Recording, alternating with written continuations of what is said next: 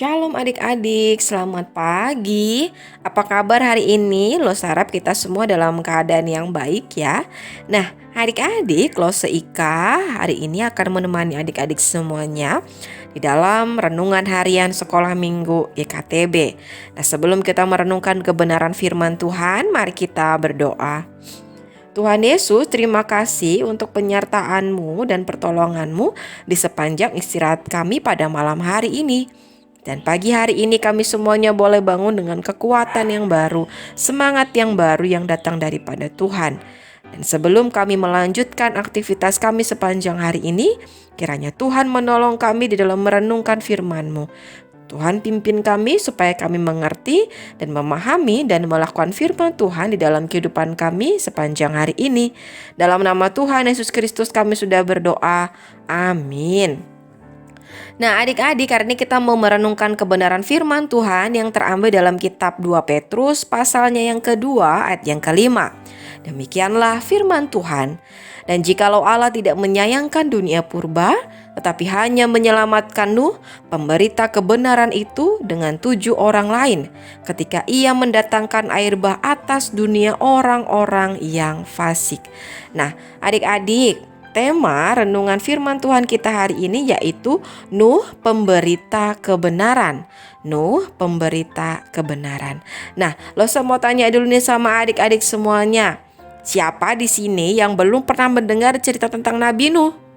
Nah, adik-adik, hari ini kita mau belajar dari satu pribadi yaitu Nabi Nuh. Adik-adik, Nabi Nuh adalah nabi atau orang yang saleh. Orang yang benar di hadapan Tuhan. Ia senantiasa hidup bergaul di hadapan Tuhan. Nah, pada saat itu manusia senantiasa melakukan kejahatan yang besar. Manusia memiliki kecenderungan hati untuk melakukan kejahatan yang pastinya tidak menyenangkan hati Tuhan, mendukakan hati Tuhan. Oleh sebab itu, Tuhan memberikan hukuman, yaitu dengan cara mendatangkan air bah. Nah, karena Nuh adalah orang yang benar, Nuh adalah orang yang hidup bergaul dengan Allah, maka ia mendapatkan kasih karunia Allah. Tuhan memerintahkan Nuh untuk membuat apa? Untuk membuat perahu yang besar, dan di dalamnya ada keluarga Nuh beserta juga dengan sepasang dari segala binatang. Dan selama 40 hari 40 malam lamanya hujan lebat itu tiba. Semua tempat-tempat dipenuhi dengan air, dan semua makhluk yang di luar bahtera itu tidak ada yang hidup. Semuanya binasa. Hanya Nuh beserta dengan keluarganya dan beserta dengan semua binatang-binatang yang ada dalam bahtera Nuh, itulah yang selamat. Nah, adik-adik, dari peristiwa ini kita diingatkan kembali untuk senantiasa menjadi anak-anak yang terus hidup bergaul dengan Tuhan. Hidup memiliki hubungan yang pribadi dengan Tuhan. Semakin erat, semakin intim dengan Tuhan. Caranya bagaimana? Kalau kita membina hubungan dengan orang lain, pastinya kita dengan cara telepon, video call, WA, chatting, dan sebagainya. Karena kita mau memiliki komunikasi yang intens, komunikasi yang erat dengan orang yang kita kasihi. Maka kalau dengan Tuhan, kita juga harus senantiasa memiliki hubungan yang baik juga. Dengan cara kita senantiasa harus rajin untuk berdoa. Kita bisa berdoa untuk diri kita sendiri, berdoa untuk keluarga kita, berdoa untuk orang tua kita, teman-teman kita, bahkan kita berdoa untuk bangsa dan negara kita. Lalu kita juga harus merenungkan kebenaran firman Tuhan. Kita harus belajar untuk membaca firman Tuhan. Kita harus belajar untuk merenungkan firman Tuhan dan melakukan firman Tuhan di dalam kehidupan kita hari lepas hari. Sekalipun adik-adik masih kecil, tapi itu penting untuk kita biasakan dari kecil.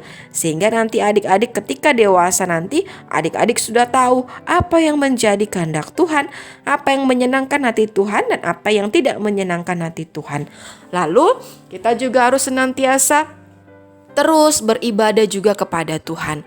Harus hidup di dalam persekutuan, harus rajin untuk beribadah kepada Tuhan. Kalau saat ini memang kita tidak bisa bertemu bersama-sama, berjumpa dengan teman-teman kita di ibadah sekolah minggu, tetapi kita masih bisa bersyukur karena kita bisa beribadah secara online, dan itu tidak dapat mengurangi sukacita kita untuk beribadah bersama-sama, menyenangkan hati Tuhan dan menikmati Tuhan. Nah, maka Lose mau ajak kita semuanya nih, adik-adik bahkan Lose juga, untuk kita semuanya hidup menyenangkan hati Tuhan, hidup menjadi orang yang saleh, hidup menjadi orang yang benar di hadapan Tuhan, untuk hidup bergaul dengan Allah.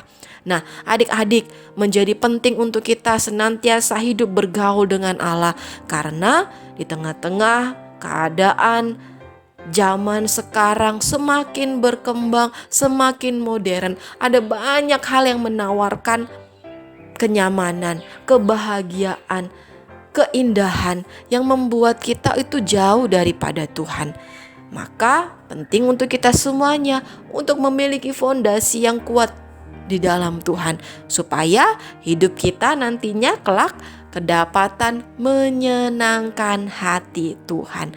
Hidup kita kedapatan menyenangkan hati Tuhan. Pastinya adik-adik sekolah minggu di tempat ini rindu ya untuk hidup yang berkenan di hadapan Tuhan. Kalau rindu, ayo lakukan apa yang sudah Lose tadi kasih tahu untuk kita kerjakan di dalam kehidupan kita.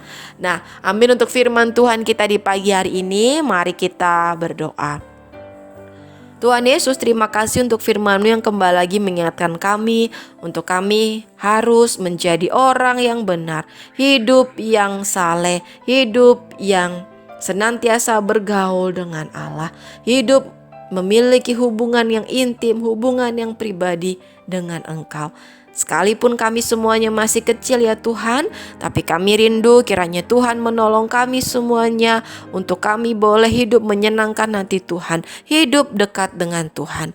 Terima kasih Tuhan, kiranya Tuhan juga senantiasa akan menolong kami, memimpin kami dalam semua hal yang kami kerjakan di sepanjang hari ini. Kerinduan kami senantiasa kedapatan menyenangkan hati Tuhan. Dalam nama Tuhan Yesus Kristus kami sudah berdoa, amin. Nah, adik-adik, sekian dulu renungan firman Tuhan kita di pagi hari ini ya. Sampai ketemu besok. Dadah.